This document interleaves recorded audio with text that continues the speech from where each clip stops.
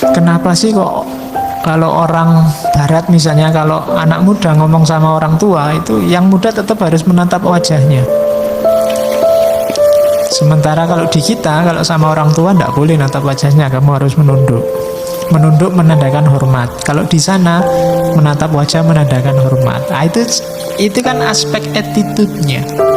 Kamu lacak ke belakang, ada belief dan nilai-nilai apa.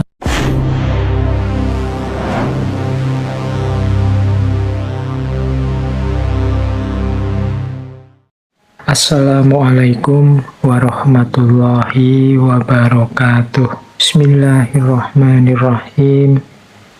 Kita awali etika komunikasi dengan mbahnya filosof Aristoteles. Kenapa komunikasi itu butuh etik? Jadi Aristoteles ini punya teori, mungkin orang pertama yang berteori tentang retorika. Cara ngomong yang menarik, cara ngomong yang bisa tepat guna. Sebenarnya ini ilmu langka, jarang orang yang mau mendalami. Mungkin kalian ada yang tertarik, belajarlah retorika. Hari ini banyak orang ingin menang kalau ngomong, ingin menang kalau debat, tapi tidak ngerti retorika. Akhirnya kemenangannya sia-sia. Sudah capek-capek gegeran, debat, menang, tapi musuhnya yang kalah tidak mau ikut pandangannya, tetap dia ngeyel dengan pandangannya sendiri. Kenapa? Karena kebenarannya tidak masuk ke lawan bicara. Kalau versinya Aristoteles itu retorikanya keliru. Ada orang yang tidak pakai debat, ngomong 1-2 kata bisa merasuk. Orang terpengaruh. Sementara sini yang capek-capek debat sudah menang, kono ya tetap ngeyel. Nah, itu mungkin kita kurang retorika. Hari ini kalau maki-maki kita ahli, tapi dalam hal retorika mungkin kita masih kurang.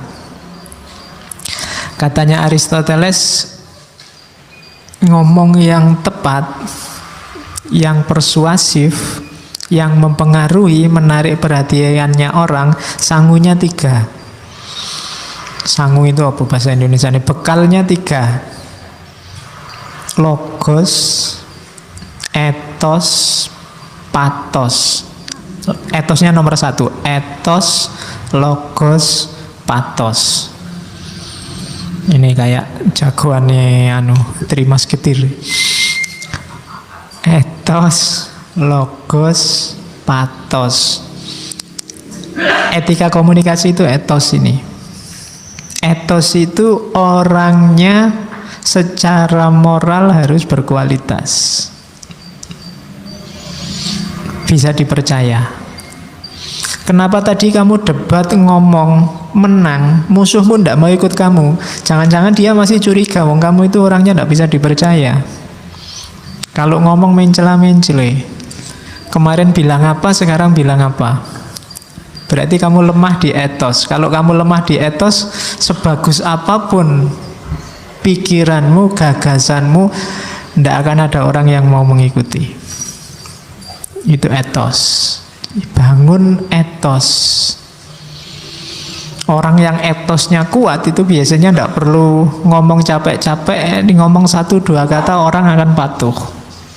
Kalau bahasa retorika modern namanya truthworthiness, bisa dipercaya.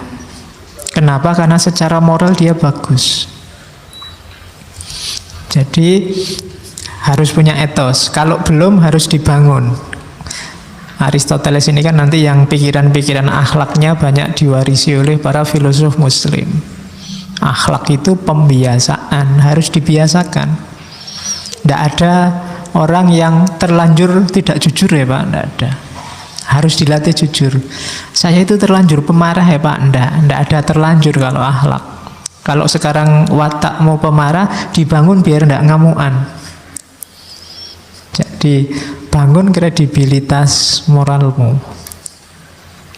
Nah, itu sangunya sebelum nanti komunikasi. Kalau orang sudah tidak percaya kamu dulu, ngomong apapun orang ya tidak percaya.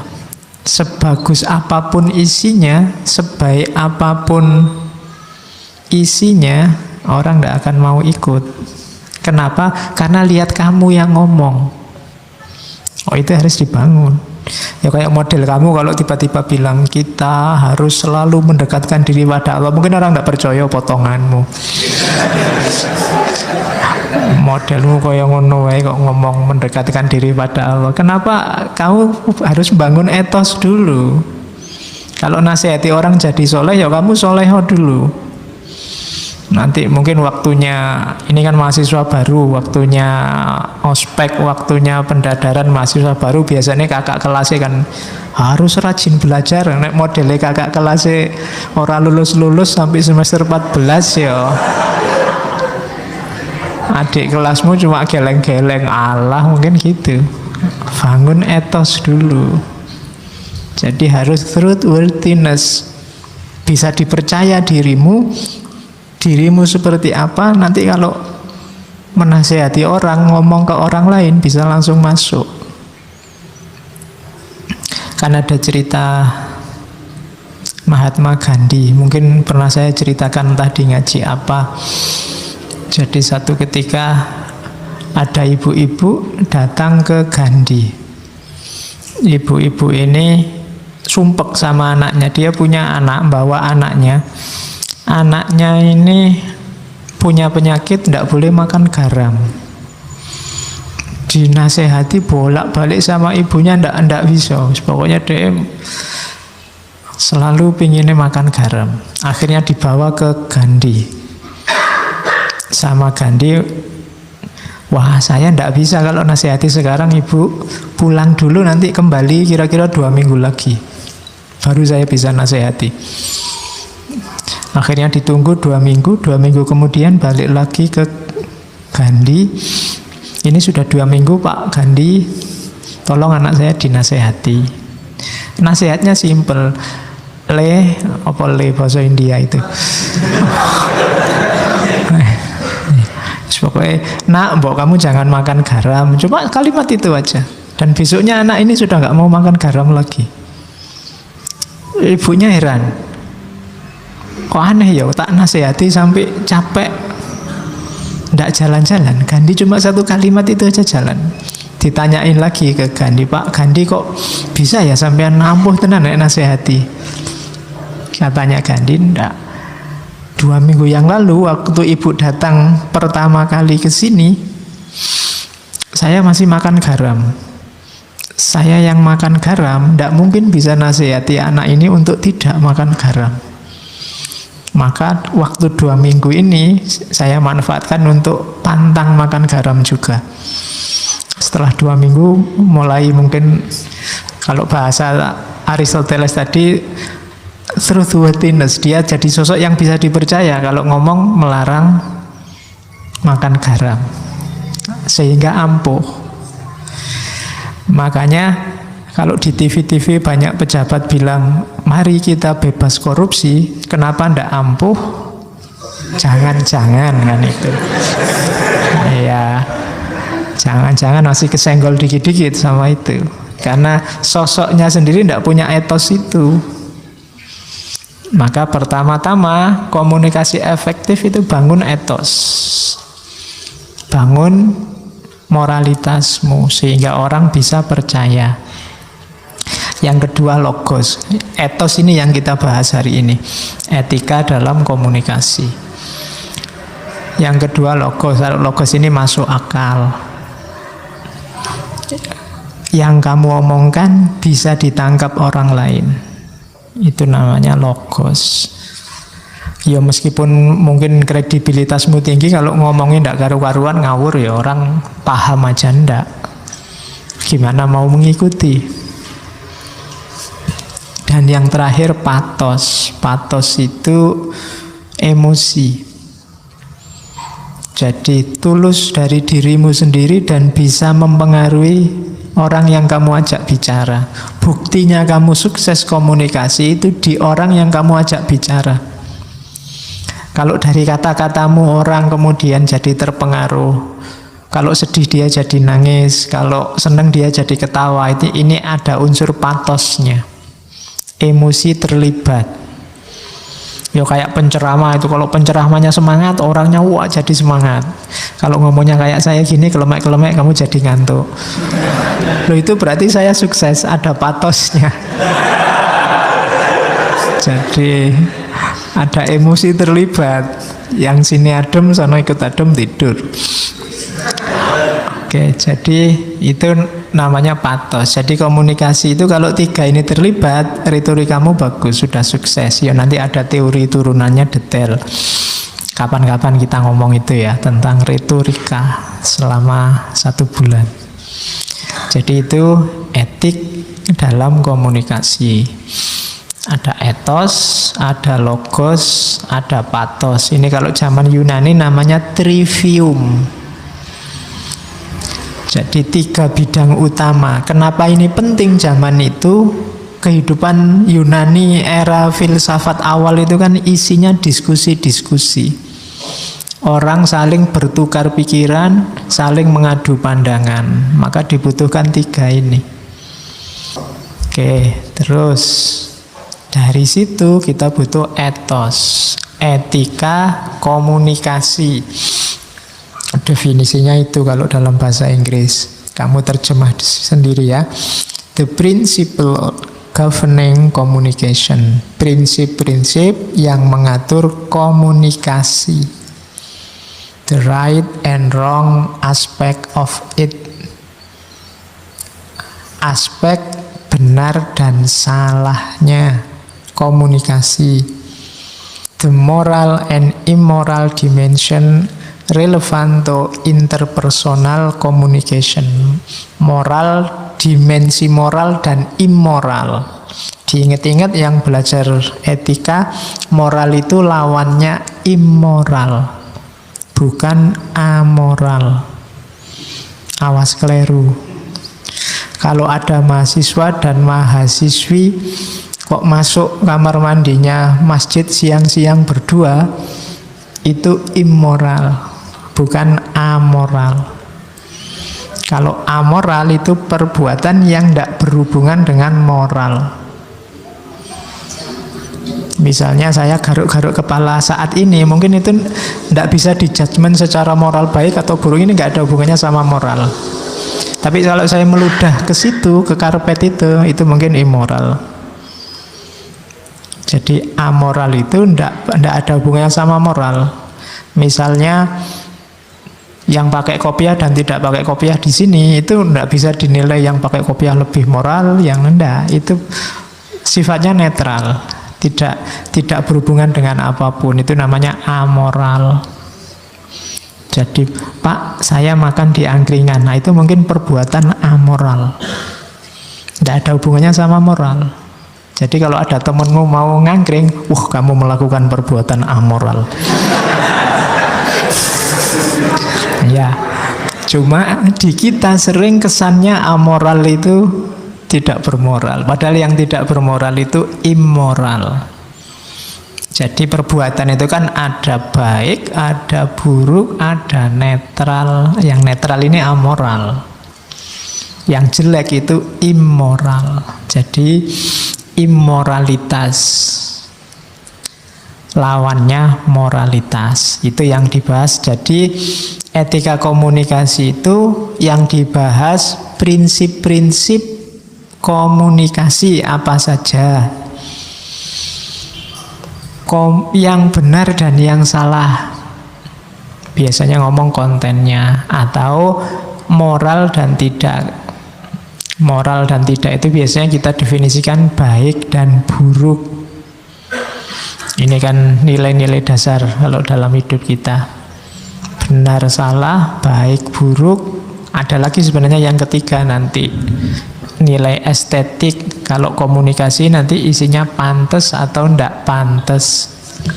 Ada sesuatu itu ya benar, ya baik, tapi ndak pantas. Ndak pantas itu ya ndak selayaknya. Biasanya sifatnya lokal. Jadi ndak pantas itu biasanya ada harmoni yang tidak pas, terkacaukan. Nah, itu levelnya namanya estetik. Kalau baik buruk namanya levelnya etik. Kalau benar salah biasanya yang paling utama levelnya logik. Jadi ngomong itu ya ngomonglah yang benar, jangan yang salah, dengan cara yang baik dan pantas. Oke, kalau pantas itu ya harmonis, cocok, sesuai. Nah, etika komunikasi ngomong itu. Jadi setiap orang pasti berkomunikasi karena setiap orang makhluk sosial. Cuma komunikasi harus belajar teorinya. Makanya ada etika komunikasi. Oke, dilanjut. Nah, ini dasar teorinya dulu.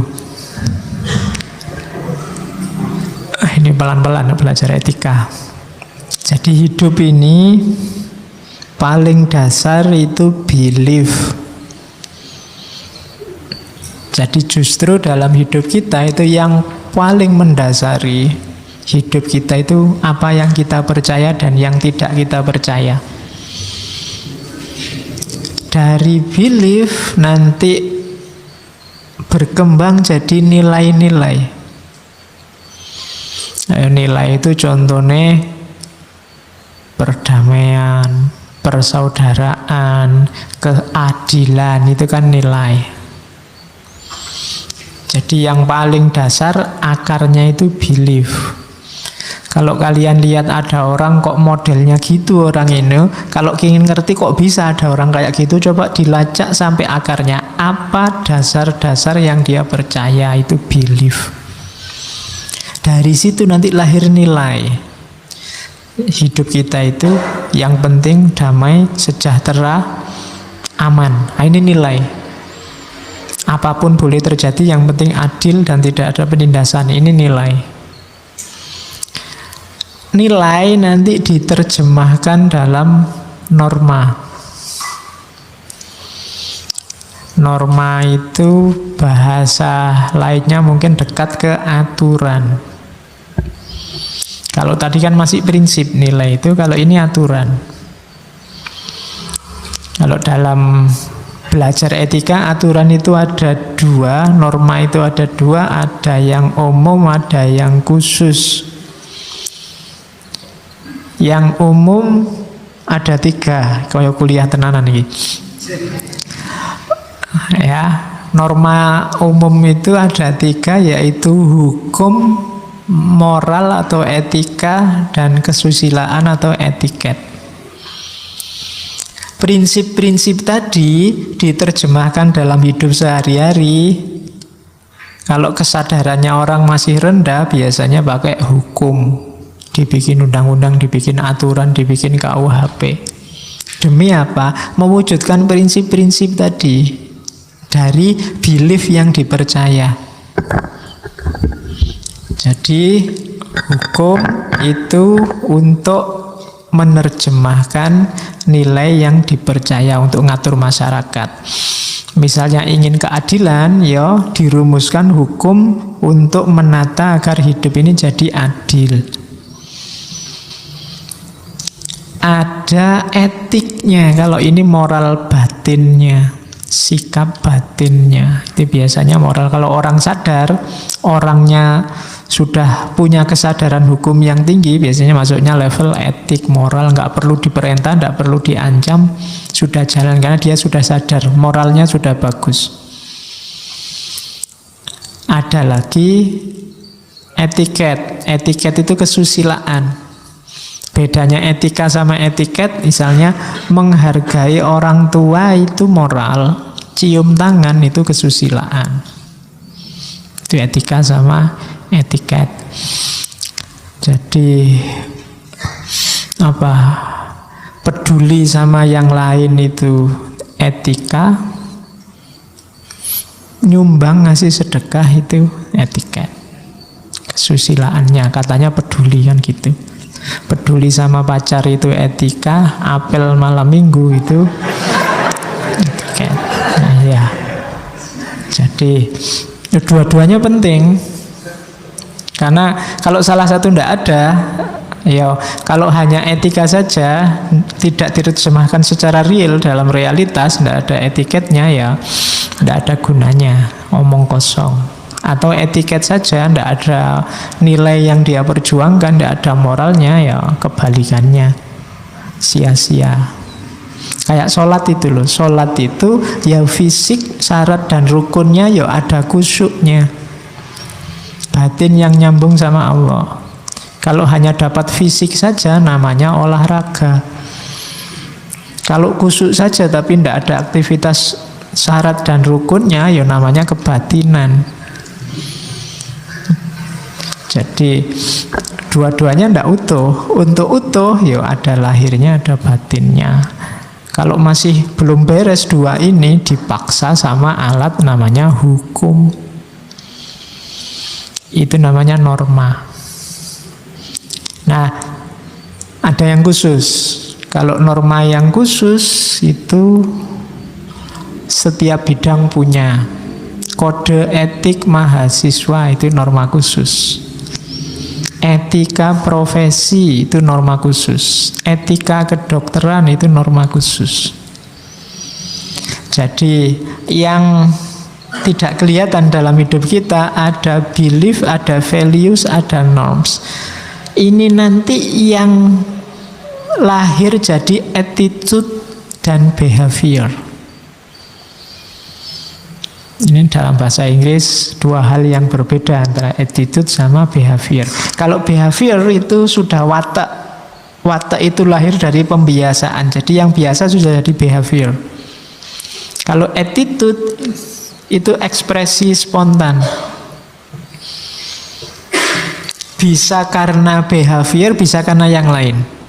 Di situ saya contohkan misalnya, aslinya aku ini penyabar, tapi kok anak ini kurang ajar banget, jadinya saya marah, terus ngebrak meja. Penyabar itu behaviorku, cuma ini tadi aku ngebrak meja itu attitude. Biasanya attitude itu lahirnya dari behavior, dari kebiasaan. Kalian coba dicermati ya hidupmu sehari-hari, itu kan nanti ada yang kamu gitu terus, itu behavior. Sukanya seperti itu, terus itu behavior. Tapi ada kalanya attitude-mu beda sama behavior, mungkin situasinya. Sebenarnya kamu anti bohong, anti curang, kok yang tidaklah ujiannya susah banget. Nah, akhirnya kamu terpaksa lah ngelirik-ngelirik, nyontek-nyontek dikit, tidak apa-apa, wong dosennya nggak pernah diajar, ditanyain misalnya. Jadi attitude-mu berubah, meskipun behaviormu tidak itu, sebenarnya kamu anti curang. Nah, itu behavior. Jadi kalau dimarahi dosennya, enggak Pak, sebenarnya saya itu jujur Pak, cuma terpaksa. Bapak sih soalnya susah sekali. Nah, itu attitude. Itu beda. Jadi dasarnya tadi belief itu biasanya diterjemahkan dalam prinsip-prinsip, itu namanya nilai. Nilai ini tadi diwujudkan dalam bentuk aturan, namanya norma. Itulah nanti yang membentuk perilaku kita. Ada perilaku yang menetap, namanya behavior. Ada perilaku real spontan, namanya attitude. Oh, ini teori dasar kalau belajar etika. Komunikasi nanti juga begitu. Membangun etik komunikasi, tidak bisa ujuk-ujuk orang disuruh attitude atau behaviornya. Garapnya harus dari belief. Orang yang tidak percaya Tuhan pasti beda nanti cara menerjemahkan nilai, norma, dan gaya hidup dan behaviornya dengan yang percaya Tuhan. Orang yang tidak percaya hari akhir akhirat pasti juga beda cara dia hidup dengan yang percaya hari akhir akhirat. Itu beliefnya. Oke, orang yang coba kan ada beberapa mahasiswa misalnya yang ada yang takut sama cewek, takut sama perempuan. Kalau didekati perempuan deg-degan gemeteran. Coba dicek, jangan-jangan ada belief tertentu. Atau sebaliknya, kowendel apa? Kalau sama perempuan nekat. Nah, itu jangan-jangan ada sistem belief di balik itu. Dan itu untuk penelitian enak coba sambungkan misalnya sama feminisme. Kok ada ya cowok takut sama cewek?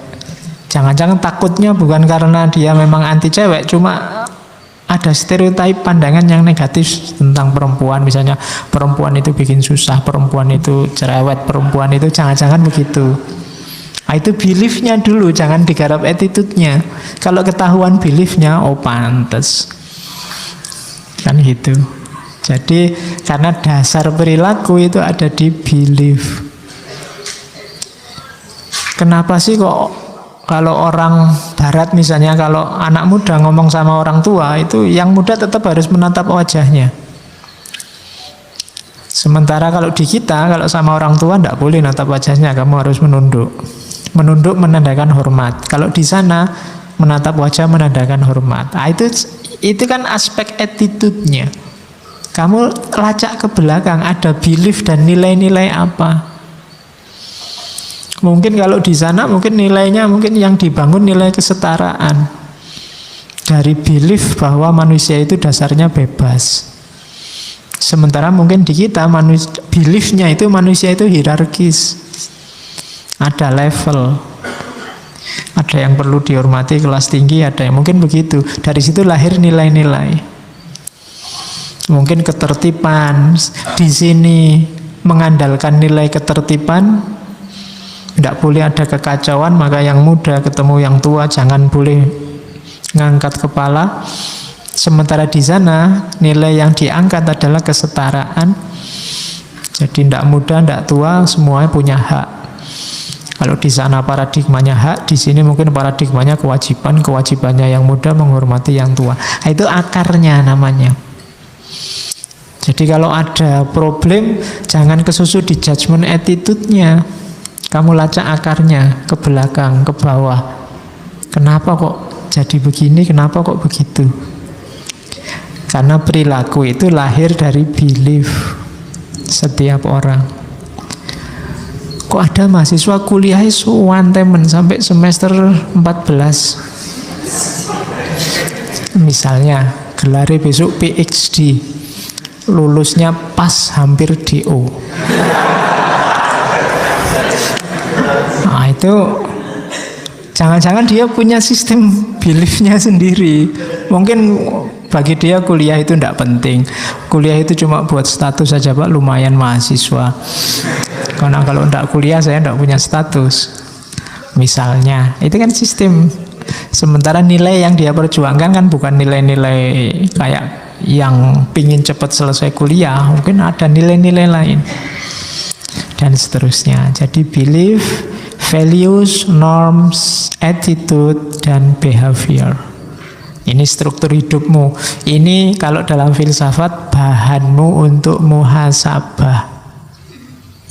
Hidupmu itu kok sekarang wajahnya seperti ini. Apa sistem beliefmu selama ini yang entah kamu sadar apa enggak? Values apa yang kamu perjuangkan? Harus disadari mulai sekarang. Apa setiap orang punya, Pak? Punya, cuma tidak setiap orang sadar. Itu yang harus kamu gali. Karena begitu kamu tidak sadar, ya hidupmu nanti otomatis, dari otomatis ke otomatis. Tidak reflektif. Kalau bahasanya Socrates, hidupmu tidak ada nilainya. Karena kamu tidak tahu kenapa kamu begitu. Oke, jadi ini ya framework teori etisnya. Nah, sekarang isunya. Bagi yang tertarik tema etika komunikasi, ada beberapa isu.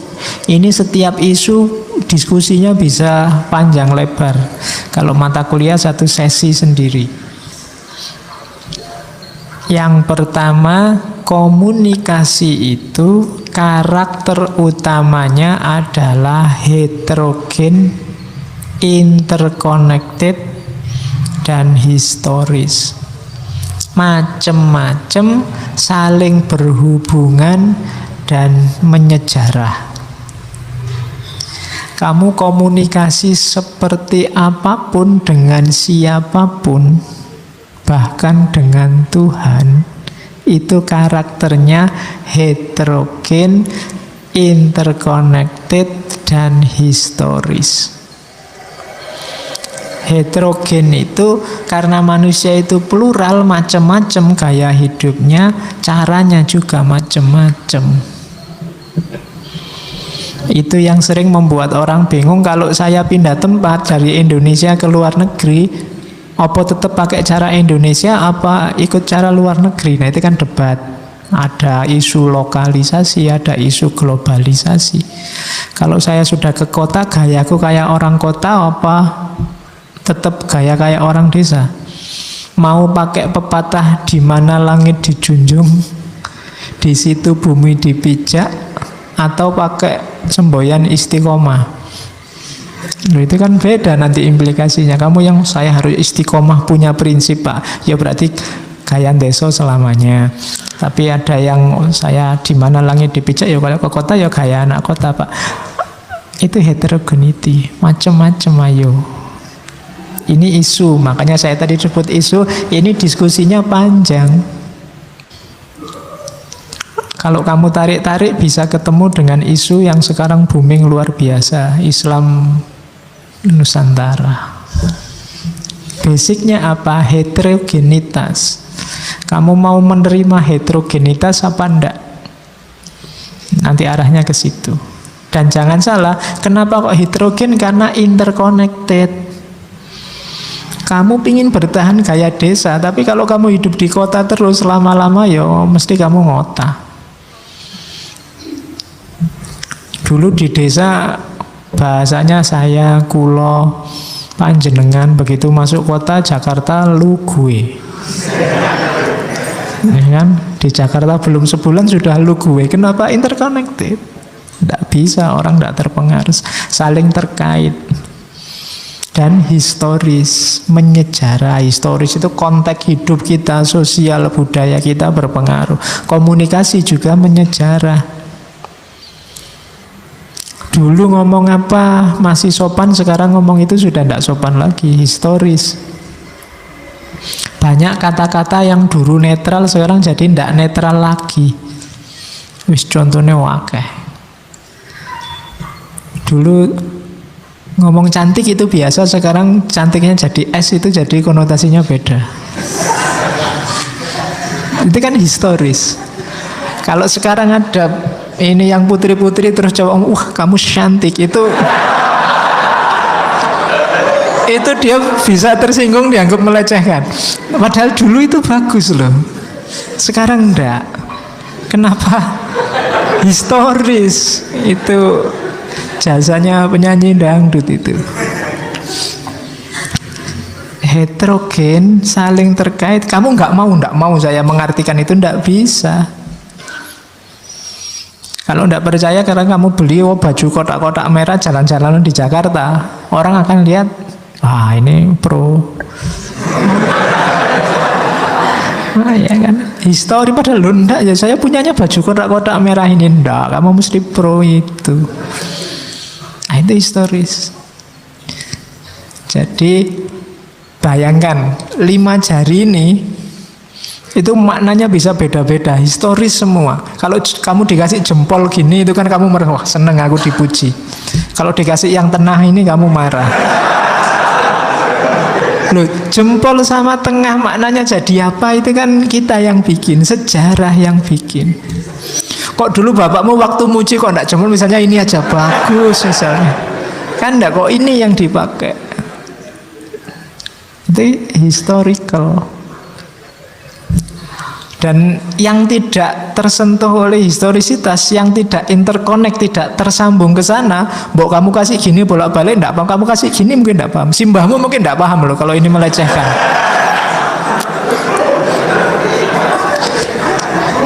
Kenapa? Dia enggak interconnect, enggak bisa komunikasi. Tapi kalau interconnect, nyambung bisa. Gitu loh. Yo kamu pulang kampung simbahmu, mbah itu cantik, enggak iso. Mbahmu tidak paham, mbahmu seneng kamu sebut gitu. Konteksnya beda. Jadi ini general issues. Nanti kamu bisa tarik kemana-mana. Bahwa komunikasi itu heterogen, interconnect, dan historis. Yang kedua, problem kedua adalah problem integritas. Itu ada kata-kata truth, truthfulness, dan trust. Truth itu kebenaran. Truthful itu apa? Orangnya. Jadi truthfulness itu orang yang benar. Dan trust itu kepercayaan. Truth itu sifatnya objektif, truthful itu subjektif, trust itu sifatnya sosial.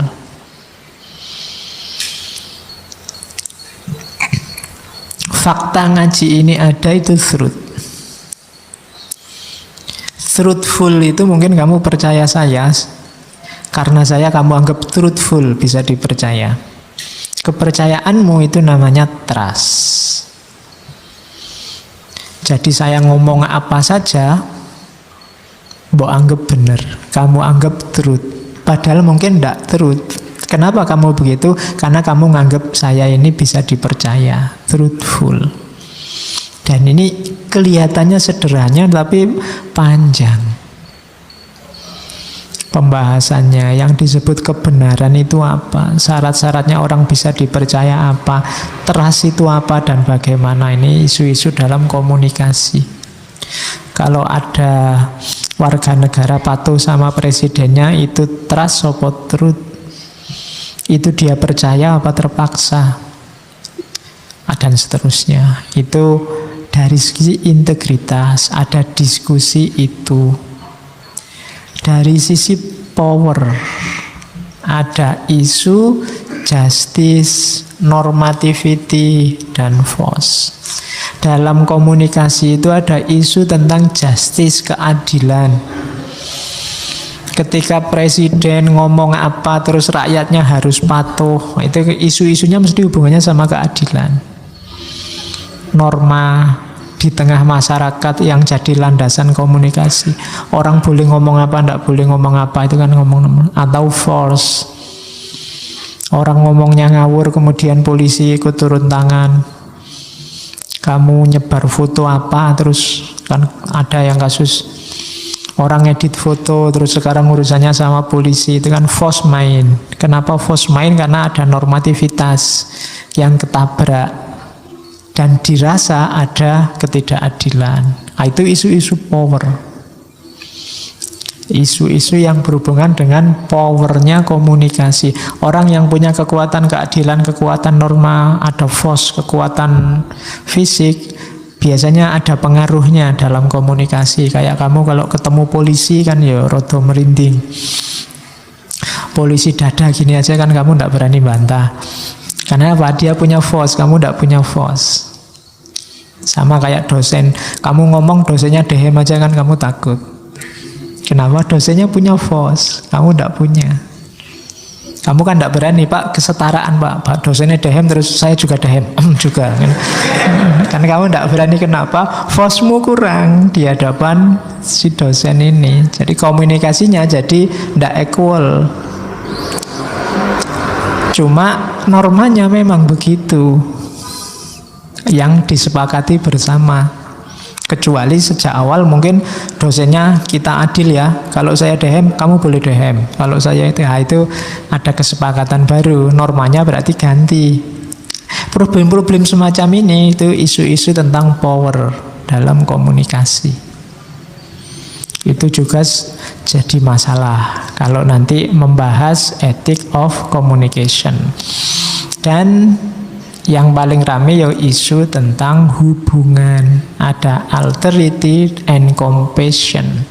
Yang kamu sukai, kamu sayangi, dan yang kamu sisih-sisihkan karena kamu benci. Caramu ngomong sama orang yang kamu benci dengan orang yang kamu sayangi kan beda. Dan ini biasanya jadi basis komunikasi yang paling kuat, berpengaruh. Kalau kamu ngomong sama siapa, itu kan kualifikasi pertama yang kamu tanyakan pada dirimu itu kan compassion apa alterity. Ini orang ini saya suka apa enggak suka. Kalau kamu punya teman 5 misalnya, itu kan kamu punya persepsi sendiri tentang 5 orang ini. Kalau ini saya sangat suka, kalau ini nggak terlalu suka, kalau ini biasa aja, kalau ini aku bencinya luar biasa, kalau ini nggak tak pikir, tak cuekin. Itu kan derajat alterity and compassion. Itu kan juga masalah dalam komunikasi. Sama orang yang kamu sayangi, kamu puja-puja, salahnya kamu tutup-tutupi. Sama orang yang kamu benci, salahnya kamu ungkap-ungkap, baiknya kamu tutup-tutupi. Nah, itu problem komunikasi, problem relation. Makanya hari ini di medsos, setiap kali ada orang posting yang isinya ngomentari orang siapapun dia, ceklah relation. Dia ini siapa, berpihaknya kemana, yang diomongkan siapa. Itu isinya nggak akan jauh dari itu. Dan kamu nggak akan mudah lagi kaget dan marah-marah. Hari ini kan kamu sering kaget, sering, loh kok ngomongnya gitu orang ini. Tapi kalau kamu ngerti relationnya, oh ya pantes, dia anggota partainya, apalagi dia sekjennya, mungkin ya pasti aja kalau ngomong begitu. Jadi nggak usah kaget. Kamu kan sering kaget-kaget kalau ada orang ngomong, wah kok berani ngomong gitu, wah ya memang grupnya situ. Nggak aneh, itu relation. Hari ini penting kamu tahu relation. Terus, ini teori dasarnya. Dasarnya komunikasi itu freedom of expression. Titik. Kebebasan berekspresi. Ya, kalau orang barat dasarnya hidup itu kebebasan. Agak gesreh mungkin sama timur. Kalau di timur, kalau saya ngomong kebebasan berekspresi, mungkin yang muncul di kepalamu, tapi kan kebebasan itu ada batasnya, Pak, sedikit gitu. Ya, ada batasnya. Cuma batas itu sifatnya pengecualian. Dasarnya setiap orang itu bebas berekspresi dengan beberapa pengecualian. Ya nanti banyak ada teorinya. Saya nggak akan ngomong pengecualiannya apa saja, teori-teori kebencian yang menghalangi kebebasan berekspresi apa saja, kapan-kapan ngomong itu. Tapi dasarnya komunikasi itu bebas. Jadi hakikatnya orang itu silahkan mengekspresikan, mengungkapkan apapun pandangannya. Itu hak dasar. Maka kamu jangan gampang marah sama orang yang mengekspresikan gagasannya, apapun isinya, karena itu hak dasarnya dia. Kalau kamu tidak setuju, ya kamu ekspresikan pandanganmu. Tentunya dengan cara yang baik, biar logos, etos, patos. Jadi jangan dilarang-larang. Silahkan kamu ngomong, ungkapkan pendapatmu. Kalau pendapatmu ngawur, tidak karu-karuan, aku juga akan mengungkapkan pendapatku untuk mengoreksi pendapatmu, tidak apa-apa. Karena kita sudah terlanjur ada di zaman yang semacam ini. Tidak bisa kan tiba-tiba diberangus semua, misalnya. Sudah tidak mungkin lagi, wis kadung. Pemerintah itu blokiri konten-konten tidak beres itu, yang diblokir 1.000, yang baru 10.000. Sejak tahun berapa, puluhan tahun yang lalu kan sudah mulai blokir konten-konten pornografi. Itu ternyata antara yang diblokir sama yang baru itu, bahkan yang diblokir itu sekarang ganti nama, ganti itu kan. Dan kalian ngerti, saya juga ngerti.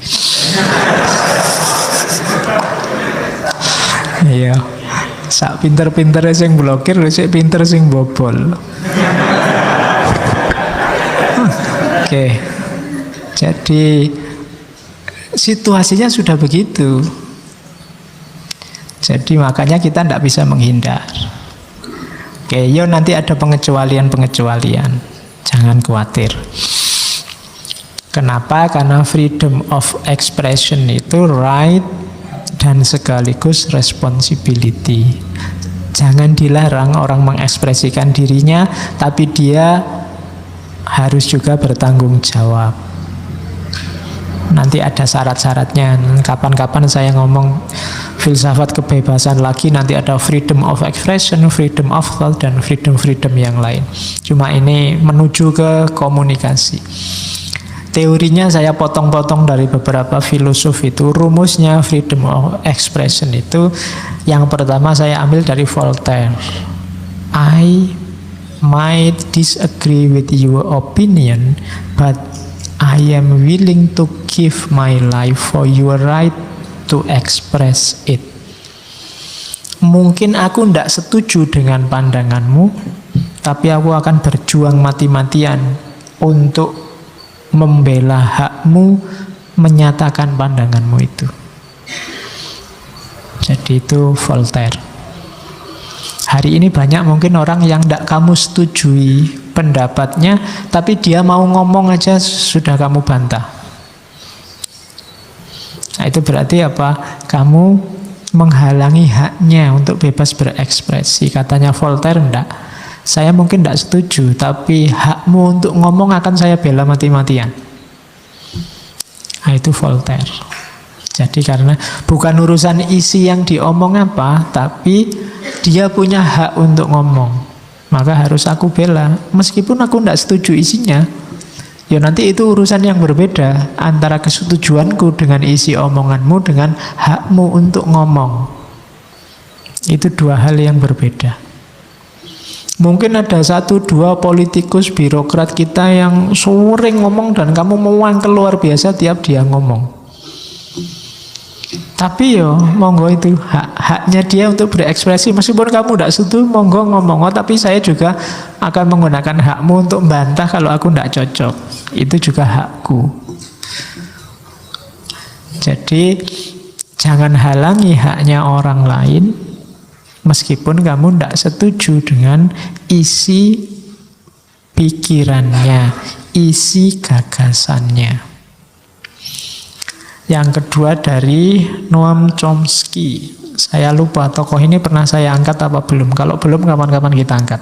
Termasuk neo-Marxis. If we don't believe in freedom of expression for people we despise, we don't believe in it at all. Katanya Chomsky, kalau kita tidak percaya kebebasan berekspresi yang dimiliki oleh orang-orang yang kita benci, yang kita singkirkan, itu sama saja kita tidak percaya dengan kebebasan berekspresi semuanya. Kita kan sering tidak fair. Untuk diri sendiri bebas berekspresi, untuk orang lain jangan, itu aliran sesat, jangan boleh ngomong, jangan boleh. Itu katanya Chomsky, ya kalau separuh-separuh pilih-pilih gitu ya intinya ya sama, kita tidak menghargai kebebasan berekspresi. Ekspresikan, kalau salah ya tak ingatkan. Kalau keliru dan menurutku sesat ya tak nyatakan bahwa kamu sesat, tapi suaramu tidak tak bungkem, kamu punya hak ngomong. Nah itu maunya Chomsky. Karena kalau kita pilih-pilih, lah kok kamu dok yang boleh ngomong, dia menurutmu nggak boleh ngomong, berarti tidak adil. Ya saya bilang tadi, karena basis nilainya yang diperjuangkan kayak Chomsky ini kan beda. Orang menghargai pluralitas, setiap suara punya hak untuk ngomong. Tapi kan itu sesat Pak. Lu sesat menurutmu, menurut dia kamu yang sesat. Kenapa? Ya karena dia punya pandangan yang berbeda. Di kita misalnya ya, kalau Muslim ya Sunni yang benar, Syiah yang sesat. Tapi kalau kamu ke Iran, ya Syiah yang benar. Dan itu wajar, biasa. Tapi kan Syiah sesat Pak. Ya menurutmu, menurut orang Syiah kamu yang sesat. Kok bisa begitu Pak? Ya makanya kamu ikut Sunni, karena menurutmu Sunni yang benar kan gitu. Menurut mereka Syiah yang benar, simpel sebenarnya urusannya. Cuma kamu yang suka manjang-manjangin. Jadi ruwet. Kalau ada orang ngomong Syiah itu sesat, ya mesti wae wong dhek bukan orang Syiah. Kalau dia ndak Syiah kok bilang Syiah ndak sesat, itu loh. Malah aneh, ndak apa-apa orang bilang Syiah sesat. Yang ndak boleh apa? Kayak tadi, merampas haknya orang lain, menghalangi haknya orang lain. Kamu anggap agama lain itu keliru, ya pasti, makanya kamu jadi orang Muslim. Tidak masalah. Sama orang agama lain juga nganggap kamu keliru. Ya masing-masing punya tadi interkoneksi, keterkaitan sendiri, punya sejarah sendiri, punya keragaman sendiri. Jadi itulah kenyataannya. Maka problemnya adalah sekarang ya sudah sesat benar urusannya sendiri-sendiri. Sekarang ngaturnya gimana? Wong kita ini hidup bersama. Itulah antara lain ada freedom of expression. Ada banyak aturan-aturan, norma-norma sosial yang harus disepakati bersama. Karena kalau tidak isinya cuma tawuran. Maka orang butuh aturan. Jadi rumus kedua dari Chomsky. Rumus ketiga dari Kierkegaard. Kalau ini agak kritis kalau Kierkegaard itu. Ya benar orang itu punya freedom of expression. Tapi katanya Kierkegaard, people demand freedom of speech as a compensation for the freedom of thought. Jadi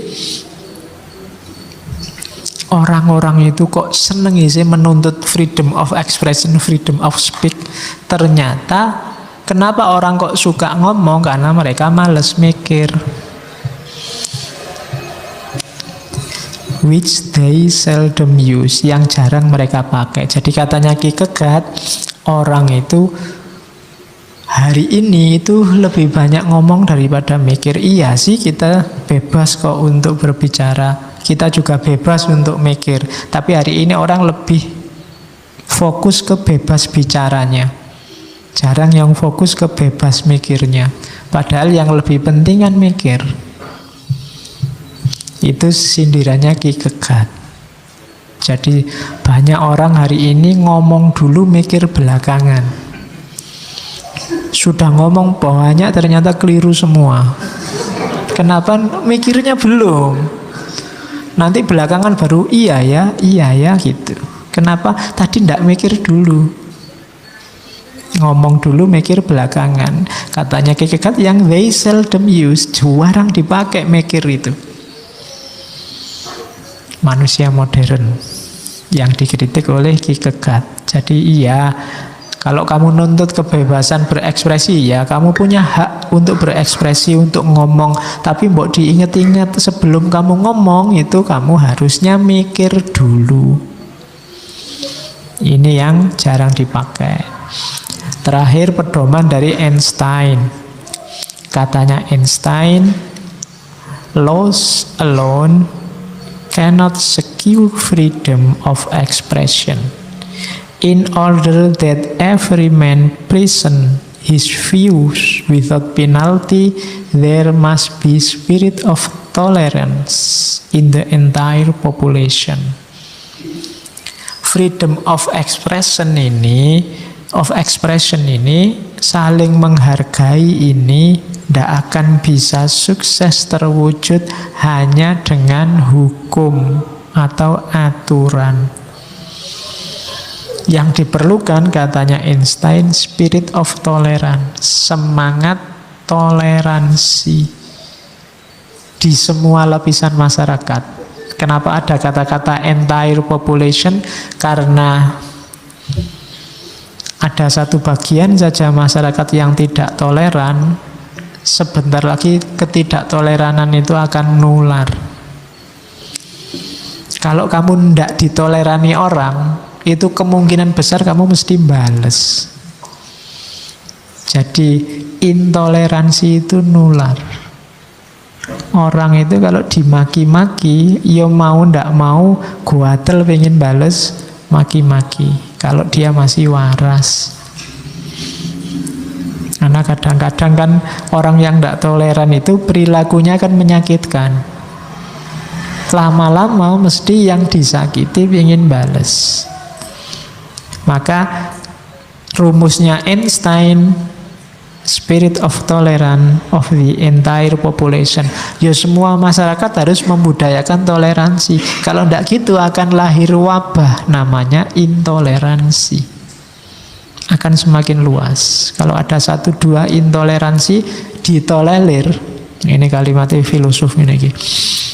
Intoleransi ditolerir.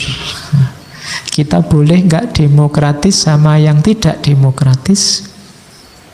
Itu kalimatnya filsafat itu. Jadi lahirnya apa? Sing menang mesti intoleransi.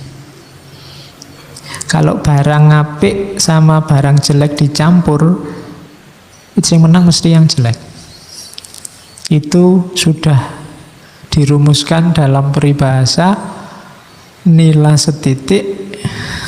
Iya, nilane mau sedidik orang oke. Cuma merusak susu sebelanga. Susunya besar sebelanga. Itu dirusak oleh nilai yang hanya setitik. Itu berarti apa? Kejelekan itu lebih dahsyat pengaruhnya. Ada intoleransi sedikit, pengaruhnya pada hampir semua masyarakat karena menjalar. Maka hati-hati. Buktinya apa? Ada satu orang maki-maki, hari ini hampir semua orang di medsos maki-maki. Kenapa? Nular. Sing alim-alim itu saiki ya postingannya rodo maki-maki. Meskipun kalau dalam dunia nyata mungkin dia tidak berani ngomong sekasar itu, tapi begitu di dunia medsos berani. Kenapa? Wabah ini nular. Dari berani nulis mungkin besok berani ngomong. Jadi maka kalian hati-hati. Minggu depan kita bahas itu di ekstase komunikasi.